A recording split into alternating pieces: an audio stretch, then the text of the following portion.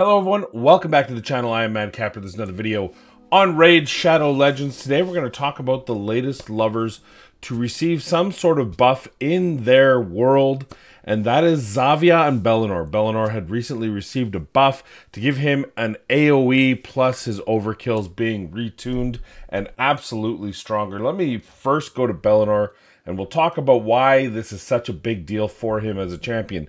Here's my Belanor right now. We'll talk about why he's in the gear he's in and why he's at the stats he's at in a minute. But first, let's just talk about the biggest change that happened. There were two changes that happened. Now, I am fully aware I don't have him fully booked. The reason why I even have any books in him, this is a big deal. If you have Belanor, you don't need books. His primary focus, his number one thing to do is that decreased defense and weaken, which is on a 3-turn cooldown on a 100% chance to land without books. Why do I put books in him? Because his damage multipliers are so big that this 25% here, well actually it's only 15 obviously, this 10% here, and obviously I don't even have the cooldown yet, and the fact that he does this ability, which triggers this ability, and triggers ZAVIA's Poison Rain skill all at the same time. That's a big deal. And just, you know, there's 30% extra damage here. It's a huge boost to damage. And so the other side of that is that Belanor was often created in specific comps where he would always just use this and then always use this so that you get that increased crit rate. Still viable, but I think the damage output, the damage throughput of the overkill, basically getting 2 overkills per rotation, is just too strong of an ability to ignore. It's too strong an ability to just say, oh, I'm just going to use this A1. This hits so hard that you don't want to miss out on it. So that's Belanor. Let's take a look at ZAVIA. I have a +2 ZAVIA, which is part of the reason why I decided to go forward and make these changes, which we'll show you in a moment. As you can see, I still need 10% damage on her. This is another ability. This hits so hard that the damage is phenomenal when she gets it. However, I'm actually not where, that's not what I want. The difference being is that with ZAVIA, this 10% damage is really important for level 20 dungeons, but 21 through 25, the damage is actually capped on this skill. So this will add damage to it, but overall it's not a big deal in my opinion, so I'm not too worried about it for her. And then of course she has the debuff spread when she's with Belanor. That's the pairing. He activates her Poison Rain, which is a big deal. Poison Rain attacks all enemies 2 times, has a 75% chance on each hit for a 0.5% poison for 2 turns. Great ability. It's weird that on a legendary it's not 100%, but whatever. Done trying. I'm done trying with Plarium. They don't listen to me anyway. And then has a triple hitter here with each having a 40% chance of placing a 5% poison debuff. So if you haven't guessed, we're taking them into the Clan Boss. But what's more important is with their current builds, I'll be able to use them in dungeons as well. And that's a big deal for me. We're going to do the Dragon Dungeon. There would probably need to be some tuning to be able to use them in other dungeons, but the Dragon Dungeon is a nice easy way where you can use Poison Explosions to get through the waves fairly quickly, and I can use the exact same build. I don't have to change their build at all between this build for the Clan Boss and for using them in the Dragon, though notably it does take about an extra 10 seconds on the Dragon each run because of their builds, because he's actually slower than her. So let's now take him. I'll take you into the Clan Boss and we'll show you how we do. No, I don't want that. I don't want to stop spending. No, New Year's resolution. No, that's my New Year's resolution. Just no. No means no. All right, so we have Ultra Nightmare Clan Boss here. It's a Force Affinity Clan Boss. Is that the best Clan Boss for this comp? No. The best Clan Boss is Magic Affinity. I actually haven't been able to hit the Magic Affinity Clan Boss yet with this team, so I don't even know what his damage max is, but I will tell you that on Force Affinity and Spirit Affinity, I'm hitting slightly higher than my previous, than my Sugar combination, and much higher than the last one I was using, which is an Urticata build, so I could pull sugar out so I could use it for Sand Devil. So this is a pretty, you've seen the Demetha comp 100 times, but we'll just do a quick look on it for those of you this might be new. Maybe you just recently subscribed.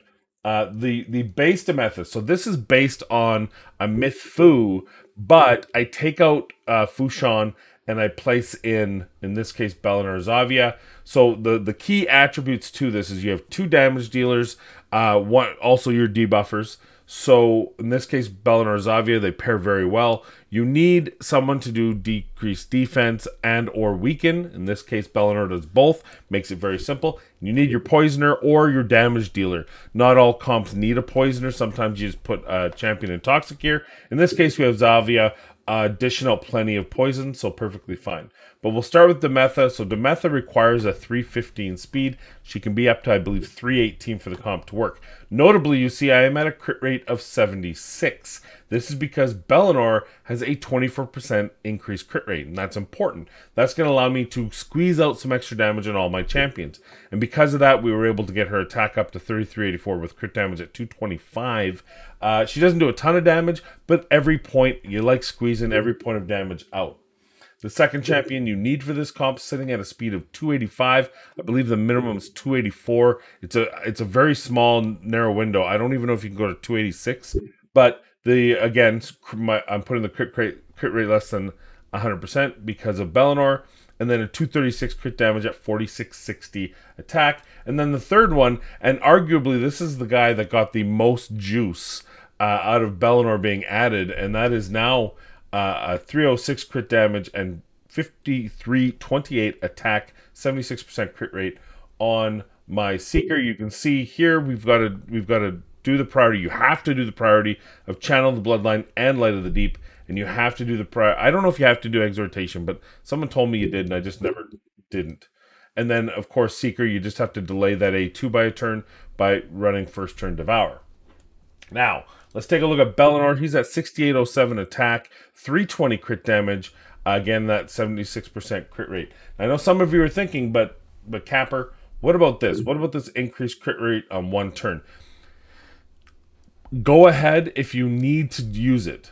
What you can do is you can turn off Overkill, Tactical Partner, and just use Insurmountable and Sword Leader. This is on a 3-turn cooldown, which means you can set it so that the Demetha is going to increase all buffs by 1 turn. So Belanor can use his A1. You can get that extended by 1 turn, and that'll cover the turn that he's going to use Insurmountable, and so that he won't be re-putting it up.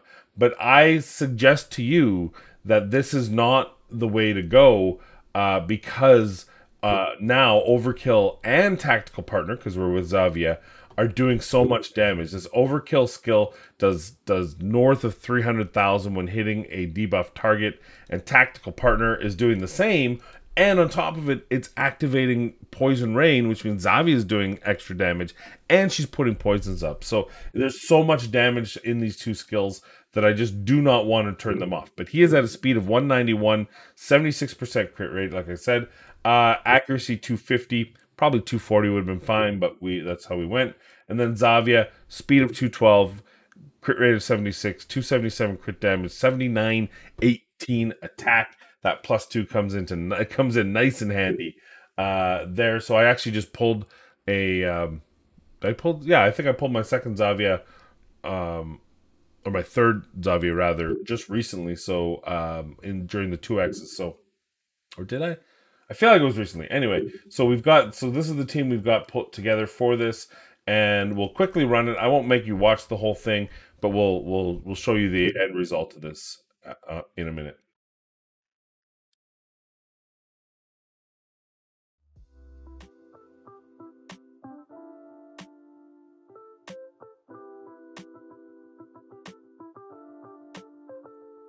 Right, there we go. 120 million easy hit. And like I said, this isn't even the most damage they're going to do. This is just the average middle of the road. It's about 110 the last time I run Spirit Affinity. Still haven't seen a Magic Affinity champion or a Clan Boss yet. But you see ZAVIA absolutely killing it at 46 mil. I suspect that you're going to see about a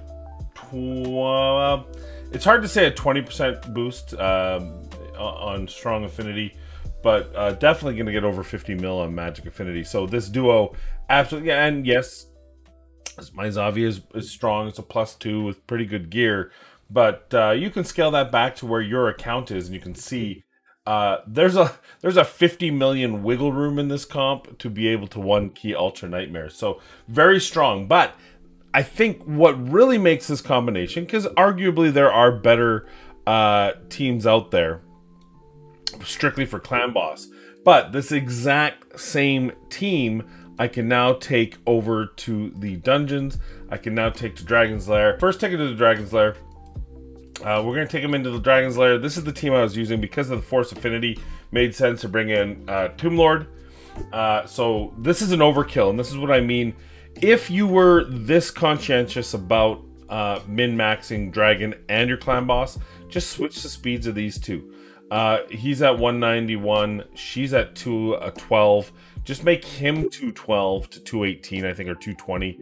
It's a pretty wide range there, and make her 191, which is a very specific speed, and it'll speed this up.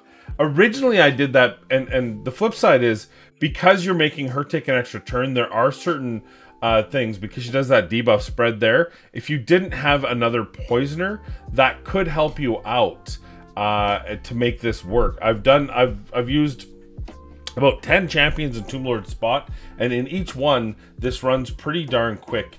And because I'm using Bad Owl, now this is obviously not a free play, I'm not using a bunch of epics, but you just got to try to figure out how many, what's your best shot for poisoners. I could also play around with it a bit and get Tomb Lord to be faster than her, so if she's debuff spreading,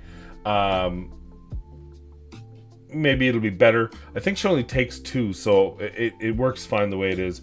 But as you can see, we've got that decreased attack, which is really nice. She's going to explode for the first time. And then the other thing that's really nice here is we have Tomb Lord being able to put a decreased attack in the interim when it's on cooldown for Belanor. So yes, this is not the fastest team. I have a sub 1 minute team that I typically use on this. But again, this is about being able to combine resources. If you have a team, you have 2 champions that you've built for the Clan Boss, and without changing them at 1 iota, you can stick them into a team like this. Usually it's around 107. I wasn't paying attention to see why it slowed down significantly. I think Tomb Lord didn't land his decreased attack. Or sorry, his decreased defense, so it took a little bit longer. But usually it's around 107, 105, 103. I've done enough runs of this.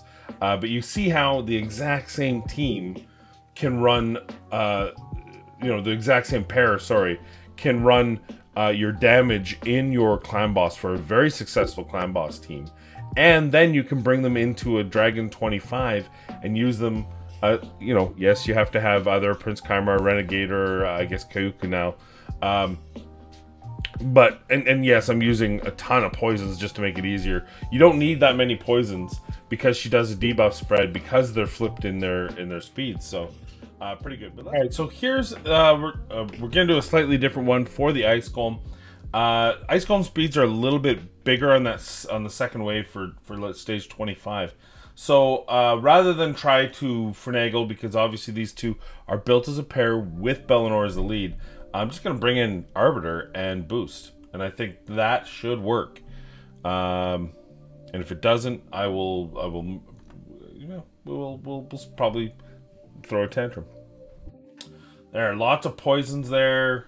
Excellent. Decreased defense. All that's going just fine. Now, I didn't allow her to boost on the first round. We also got really weird with no poison. We didn't have enough poisons on there, but that's fine. Right? Get some kills here. Then now she's boosted, so we should have the speeds. She's boosted twice, so we should have the speeds to be able to do this. There we go. Boom. Easy clap. And away we go. And now we're on the main thing.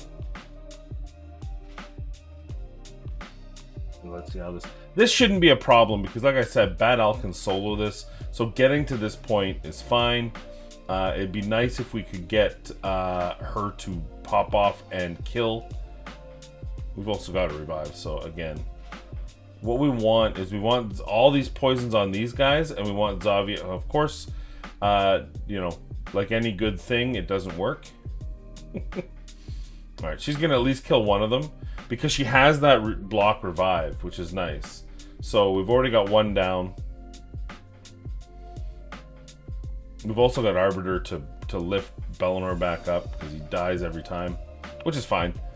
Again, this team is this is more just an experiment, just to see if I can use the same pairing. And hey, you know what? We're on the boss. We're guaranteed to be able to win.